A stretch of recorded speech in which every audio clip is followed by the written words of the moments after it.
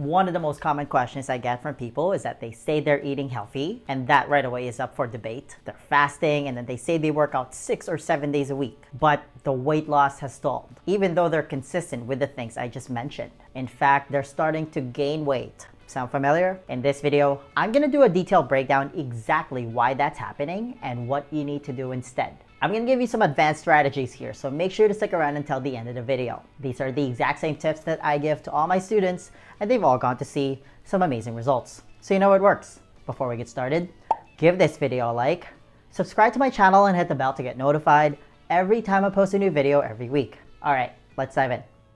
Here's the problem with being consistent.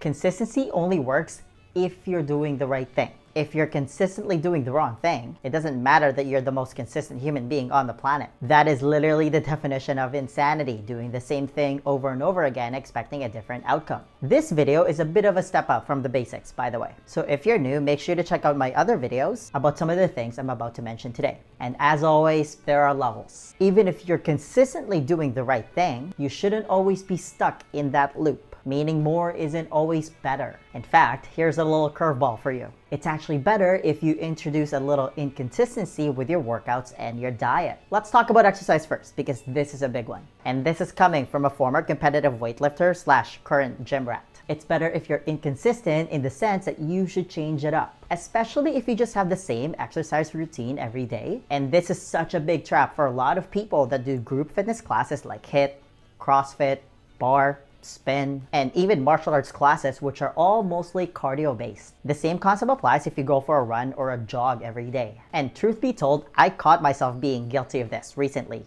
I'm not perfect. If you follow me on Instagram, you'll know that I do Muay Thai. I started last year and I love it. If you're a type A personality like me, that means that you want to be good right away. So I did what any typical type A personality would do. I did Muay Thai classes every day. Sometimes I would go twice a day. Hey, I was being consistent. And that was just a recipe for disaster. Because I fell into what I've described in my other exercise related videos, which you should avoid.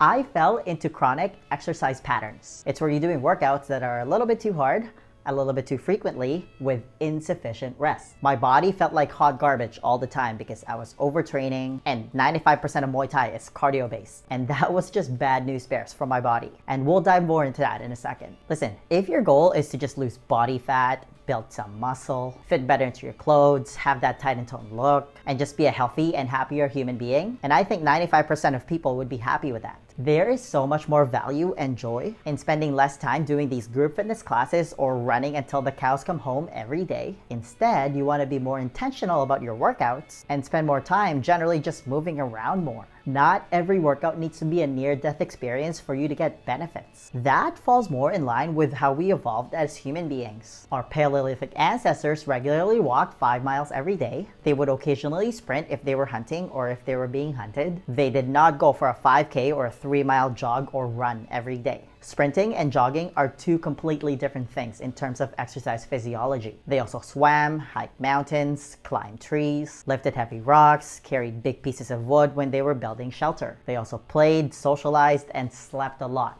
They definitely did not do the same group fitness class every day. I'm not saying that going to the gym is bad. I go to the gym 6 days a week. But you should not be consistently doing the same thing. It's better if you mix it up, like doing a couple days of strength sessions based on compound movements to build and maintain muscle, which is such an undervalued and underappreciated aspect of fat loss. I recently made a video where I did a detailed breakdown that it's actually not about being over fat for a lot of people. It's actually about being under-muscled. And I'm willing to bet that this is the area where most people are lacking, because muscle is our metabolic currency. It's the key driver of our metabolism. It's the largest site for glucose disposal. If you think about a resting metabolic rate, it's the amount of muscle we have. So you need to shift from this fat-focused paradigm to the real issue, which is being under-muscled. As a byproduct, the fat loss and preventing that weight regain will take care of itself.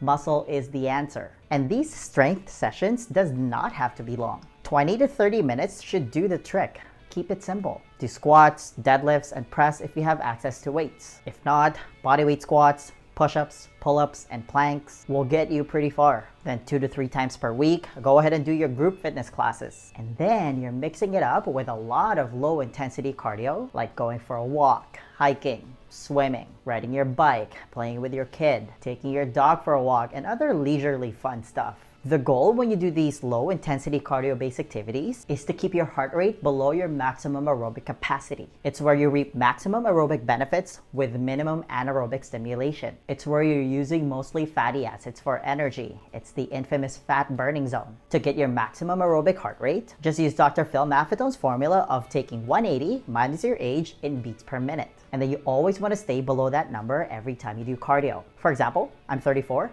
So my maximum aerobic heart rate is 146 beats per minute. You can measure your heart rate the old school way, or you can invest in a cheap heart rate monitor. I think they're worth it. That only adds up to a couple of hours in total spent at the gym versus the conventional countless hours spent doing chronic group fitness classes. Okay, here's why it's bad for you. Exercise is a type of acute hormetic stress. It's the what doesn't kill you makes you stronger type of stress. But if you do it too much, that acute hormetic stress then becomes chronic. Chronic stress then leads to chronic inflammation, which is the root cause of a lot of disease. It also leads to that all too familiar weight gain around your stomach. When I recently subjected myself to these daily group fitness classes, which again were very much cardio based, always going way above my maximum aerobic heart rate, I felt like hot garbage because my body was always inflamed. And then you gotta do it again the next day. There's also this thing called the overcompensation effect that people develop. Basically, they do their daily group fitness class or they go for a run, but then they turn into couch potatoes and they're completely sedentary for the rest of the day. They take the elevator instead of taking the stairs, even though they're just going one floor up. They drive around for 20 minutes looking for a spot close to the door instead of parking a little bit further away to avoid walking. They get lazy and they don't take their dog out for a walk. I always like to say that if your dog is fat, you're not walking enough. People sit more often instead of standing. Sitting is a disease, by the way. It has so many negative effects to the human body. Walking is the cure. Speaking of walking, did you know that a leisurely 15-minute walk after a meal is enough to cut the insulin response by half? That's mind-blowing stuff. All the things I just mentioned are considered non-exercise activity thermogenesis, or NEAT for short, and they can add up greatly to your fat loss goals. But again, we tend to get lazy when we're completely spent from our workout, and nothing shuts down your fat-burning metabolism faster than prolonged periods where you're completely sedentary. Doing chronic exercise patterns also triggers a compensatory effect in terms of your appetite. That's why counting calories burned during exercise is a fool's errand. It does not translate to fat burn in the body because as you burn more calories, you also eat more calories. Your body has compensatory mechanisms in place to maintain homeostasis. When it comes to your diet, you should not be consistently on a calorie deficit. Your body is an adaptation machine and it'll adapt to this make-up state of famine by lowering your metabolism. So you need to cycle out of it and go on a reverse diet. Focus on building muscle and increase your metabolism in the process. Again, muscle is your metabolic currency. Okay, let's quickly talk about people consistently eating healthy. So I asked them, what are you eating? Number 1, fruit. A lot of people eat it consistently as part of a healthy diet. I'm not saying that all fruits are bad, but the problem with fruit is it seems to get a health halo from a lot of people because it has natural sugar and fiber. Guess what? That natural sugar still gets turned into fat. It doesn't get a free pass because it's somehow natural. In fact, fructose, the sugar found in fruit, is extremely lipogenic. Lipogenic means it's fattening because the liver has to process it first. Our ancestors ate fruit to fatten themselves up for winter. All you really need to know is that fruit is nature's version of candy. It can't be consistently part of your daily diet. In general, try to avoid starchy fruits and just stick to berries and avocado. If you really want to eat fruit, only eat fruits that are in season. And I've seen this time and time again with my students. The less fruit they ate, the more weight they lost. The next healthy food that people still eat consistently are whole grains and whole wheat versions of food because again, it contains fiber. All you really need to know about grains is that they contain anti-nutrients like lectins, phytic acid, and gluten, which causes digestive problems like GERD, IBS, IBD, and all sorts of autoimmune problems. Fiber is actually neutral at best. Basically, grains make you fat and sick. Think about it this way.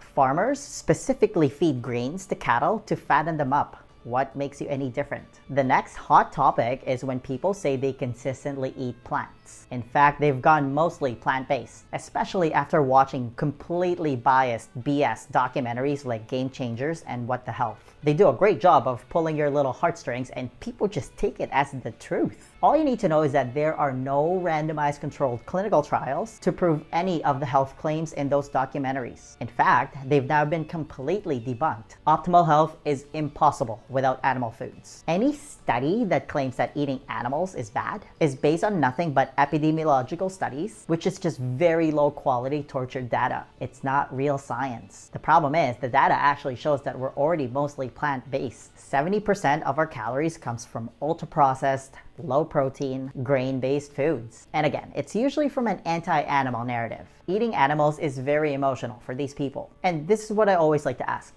At what cost? Because vegans, time and time again, have been shown to have the least amount of muscle mass and bone density. You'll often hear them having gut issues and they're always bloated, and there's nothing normal about bloating because plants contain anti-nutrients. You also hear that their hair and teeth are falling out.